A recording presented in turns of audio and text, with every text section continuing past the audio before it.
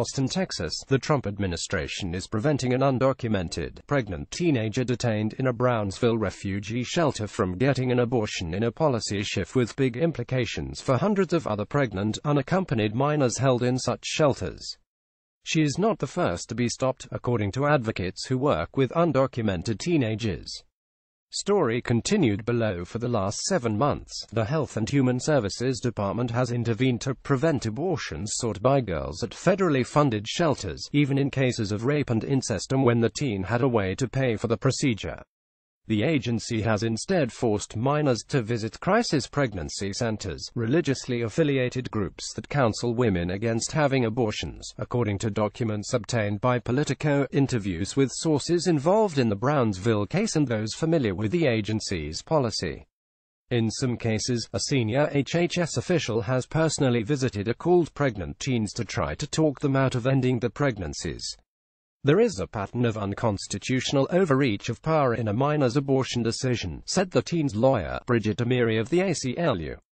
The ACLU brought suit on Friday on behalf of the 17-year-old in the Brownsville shelter, contending HHS has barred the girl, now about 14 weeks pregnant, from getting the abortion even though she got the judge's permission to have it without parental consent and has obtained the money to pay for it.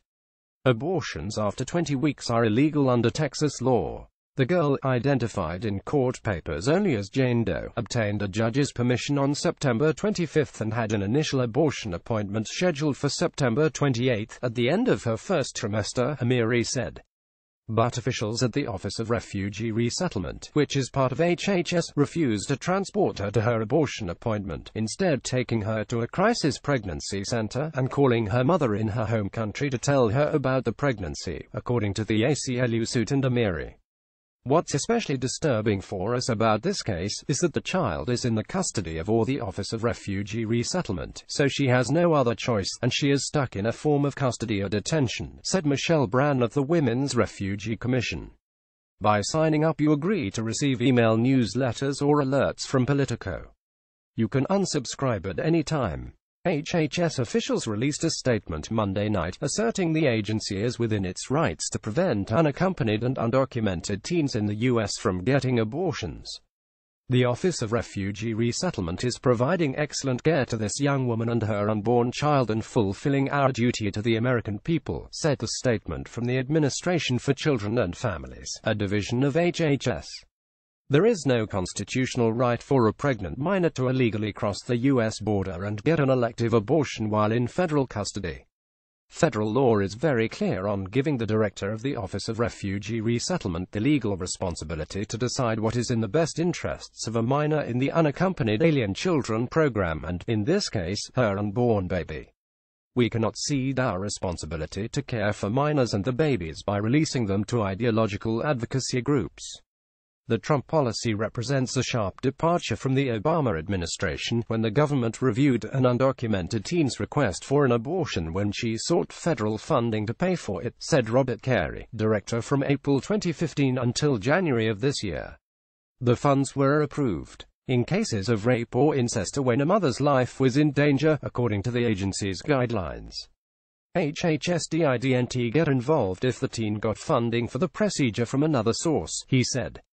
IWASNT approving the right to have the procedure, Carey said. The ACLU estimates that several hundred pregnant minors are currently in federal shelters throughout the country. Most are from Guatemala, Honduras and El Salvador, and immigration experts believe many are victims of rape and sexual violence, either in the home countries or during the perilous journey here.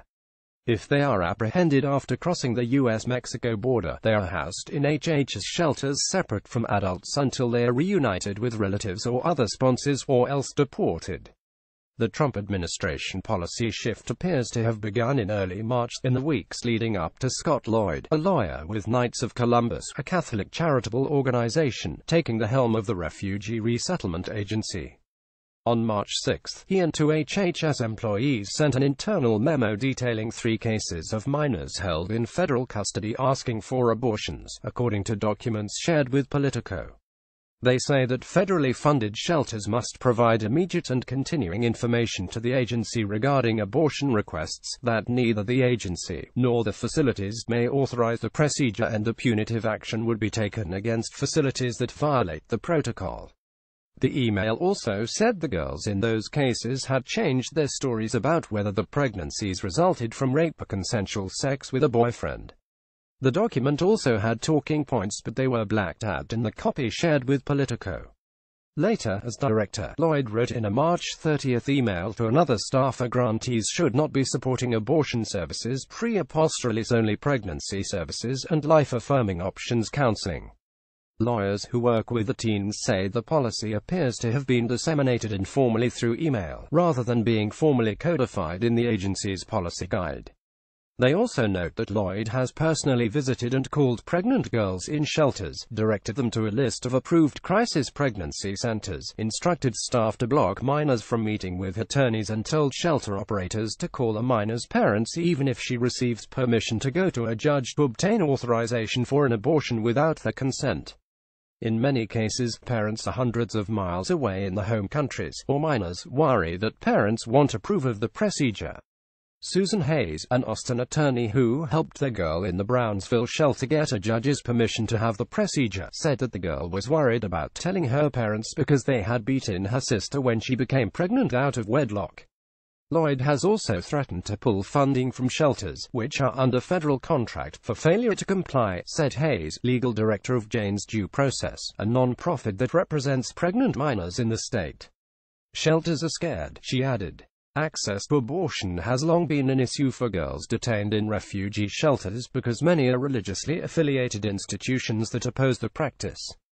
But Amiri, Hayes and others who work with refugees tell Politico that it's unprecedented for an or director to personally attempt to dissuade minors from ending a pregnancy. Imagine you are an unaccompanied minor and this bureaucrat from Washington, D.C. in a suit comes to visit you, Amiri said. She called it an abuse of power to coerce and use immigration status as a bargaining chip. HHS did not respond to detailed questions about the agency's policy regarding abortions among undocumented pregnant minors. In response to questions about the Brownsville case, a spokesperson for the Administration for Children and Families said in an emailed statement that our paramount concern is the child's safety and well-being. While the child is in our custody, our goal is to provide food, shelter and care to her under federal statute, the spokesperson said. We are providing excellent care to the adolescent girl and her unborn child, who remain under our care until the mother's release. The policy regarding what to do with undocumented minors in shelters that request abortions was first laid out in a 2008 Bush administration memo. That came at the end of the administration, so the Obama administration interpreted the policy. A considerable amount of time and energy was put into the development of the policy, Carey said. Carey estimated that he signed off about 3 or 4 times a month on the use of federal funds to help girls terminate the pregnancies in case of rape or incest or when her life was threatened. They were entitled to family planning services and left on their own to make those decisions to terminate those pregnancies, he said about the decision of a pregnant minor in a federally funded shelter to have an abortion. The new policy could have far-reaching consequences on all aspects of rules around pregnant unaccompanied minors, from how long they are held in federal shelters to how they are counted, say lawyers and advocates who work with them. For example, HHS may keep girls until they can no longer legally get an abortion or release them to families that would also discourage abortions, rather than to family members or sponsors. In addition, HHS is considering counting fetuses as unborn children, which could change federal funding at shelters that house pregnant teens, according to sources. The emergence of the policy is documented in a series of emails between Lloyd and other officials and shelters since March. In one case, acting or director Kenneth Tota tried to stop a medication abortion, which involves taking 2 prescriptions in sequence. He asked that the girl be sent to the emergency room for an exam to determine if the fetus was still viable after she had taken the first pill, but before she took the second drug to complete the procedure. In the end, the agency let the procedure continue. In another case, about 10 days before his official appointment, Lloyd visited a Honduran girl in a San Antonio shelter and sent an email to the shelter operator asking to accommodate her request for bananas and soup and a more comfortable mattress, according to the emails. He added that if things get dicey with her sponsor, a relative in the U.S., he knew families that would take her in and see her through her pregnancy and beyond. That potentially violates an agreement in which the government must quickly reunite the minor with family or other sponsor. In another case this spring, described in the emails, Lloyd said he spoke with a girl requesting an abortion at a Southwest Key shelter in Phoenix.